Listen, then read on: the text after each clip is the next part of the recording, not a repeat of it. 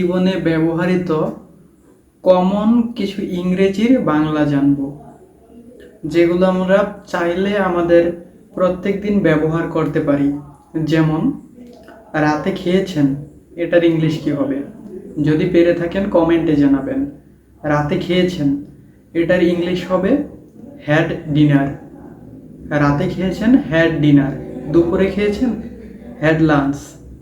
সকালে খেয়েছেন, had breakfast. আশা করি এটা আমরা বুঝতে পেরেছেন। তারপরে আমরা বলি না, I have a important work বা I have a important job. এটা না বলে আমরা বলতে পারি I have a big fish to fry. I have a big fish to fry, মানে এটা ওইটাই বোঝায় যে আমার একটা জরুরি কাজ আছে। তারপর অনেক সময় এরকম হয়, দুইটা জিনিসের মধ্যে কোনটা পছন্দ? আপনার এই দুইটা মোবাইলের মধ্যে কোনটা পছন্দ? তখন আপনার যদি দুইটার মধ্যে একটাও পছন্দ না হয়, তাহলে এরকমটা বলতে পারেন, I don't I don't like either of them. I don't like either of them. যদি আপনার দুইটাই পছন্দ হয়, তাহলে আপনি বলবেন I like both of them. I like both of them. I like both of them. ওই জায়গায় যখন আপনি নেগেটিভ শব্দ বলবেন, তখন আপনার এটা হবে I don't like either of them, মানে আমি দুইটার একটাও পছন্দ করি না। I don't like either of them. যখন আপনি পজিটিভ বলবেন, তখন I like both of them.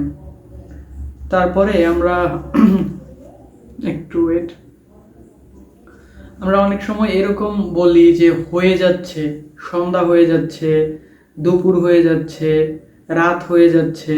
তো এগুলোর বাংলা কি হবে? এই যে হয়ে যাচ্ছে, এটা হলো গেটিং, বাড়াবাড়ি হয়ে যাচ্ছে, এরকমটা বলি না, তখন এটা হবে ইট ইজ গেটিং এক্সেসিভ।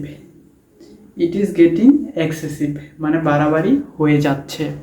তারপরে মনে করেন রাত হয়ে যাচ্ছে, it is getting night. It is getting night. তারপরে আপনার ঠান্ডা হয়ে যাচ্ছে, চা ঠান্ডা হয়ে যাচ্ছে, the T is getting cold. The T is getting cold, ভাত ঠান্ডা হয়ে যাচ্ছে, the rice is getting cold. The rice is getting cold.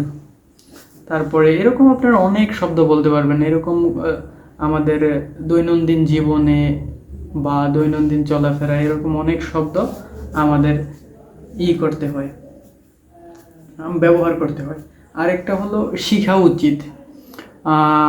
তোমার কাছ থেকে গল্প শেখা উচিত, তোমার কাছ থেকে লেখা শেখা উচিত, তোমার কাছ থেকে চাপা মারা শেখা উচিত, বা সবার উচিত সবার উচিত জামালের কাছ থেকে তেল মারা শেখা, তেল মারা। তাহলে এরকমটা হবে সবার বা প্রত্যেকের। এটা হলো one should learn buttering up from you, বা যে কোনো একটা কিছু। বাটারিং আপ শব্দের অর্থ হলো তেল মারা। One should learn buttering up from যে কোনো একটা নাম, ইউ। আচ্ছা, এরকমটা আবার হইতে পারে, তোমার তার কাছ থেকে অভিনয় শেখা উচিত, বা তোমার একার কাছ থেকে অভিনয় শেখা উচিত। One should learn acting from একা, যে কোনো একটা দিতে পারেন। তারপরে হলো যতবার আমি যতবার বাজারে যাই ততবার আমি বাজারে যাই ততবার আমি চা খাই। I drink tea often as often as I go to market. I drink tea as often as I go to market. তারপরে এরকম আছে, আমি কি জানতাম। Little did I no. আমি কি জানতাম, এখানে আপনারা ব্যবহার করবেন লিটল ডিড আই নো। আমি কি জানতাম সে আসবে না। Little did I know he would not come. Little did I know he would not come. আমি কি জানতাম সে আসবে না। Little did I know he would not come. আমি কি জানতাম সে খাবে না। Little did I know he would not eat. আমি কি জানতাম সে বিয়ে করবে না। Little did I know he would not marry. Little did I know সে পড়াশোনা করবে না। Little did I know she would not study. এরকমভাবে অনেকগুলো বলতে পারেন। তারপরে অনেক সময় হয় না, কাকে বোঝাতে হবে, কাকে বোঝাতে হবে, কাকে বোঝাতে হবে, তখন হলো কাকে, হোম টু আন্ডারস্ট্যান্ড, কাকে বোঝাতে হবে, হোম টু আন্ডারস্ট্যান্ড, কাকে আনতে হবে, হোম টু পিক আপ, কাকে দেখাতে হবে, হোম টু সি। আমি যদি পারতাম, এখানে কীভাবে বলবেন, আমি যদি পারতাম, আই উইশ আই কুড। এটা অনেক স্ট্রাকচারে পড়েছেন এরকম হয়তো।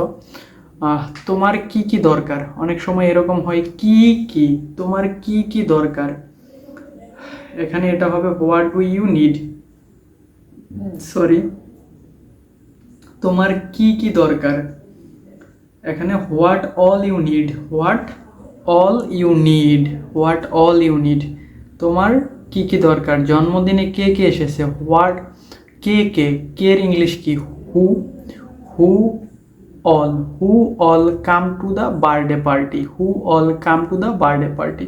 তো কেকের এইগুলো আপনারা এভাবেই করবেন। তো বন্ধুরা, এই ছিল আজকের লেসন। আমার এখানে অনেকগুলো লেখা আছে, পরবর্তীতে আমি আরও ভিডিও তৈরি করব। যদি আপনারা মিস করতে না চান তাহলে সাবস্ক্রাইব করে সাথেই থাকবেন। ধন্যবাদ সবাইকে।